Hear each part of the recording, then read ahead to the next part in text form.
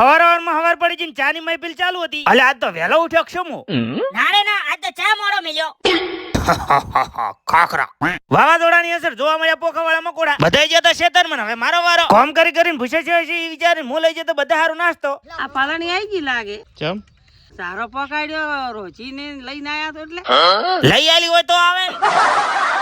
ગારું કાઢવાનો ચાલુ થઈ ગયું. રીતિથી નતો કરતો, મેં મદદ કરી. બપોર થઈ ગયો ને આઈ જા ઘેર ને હેડો હવે સાબુન મેલો કરવા. નાઈ તો તૈયાર ને હવે જવાનું તો આપણે પીલડી સણણન કરતા રવાના થઈ જાય. પહોંચી જાય ડાયરેક્ટ એટીએમ. જેટલી વાર નાખો એટલી વાર પૈસા આઈડિયા આવતા હોય તો હું ગતોય થાકો ના.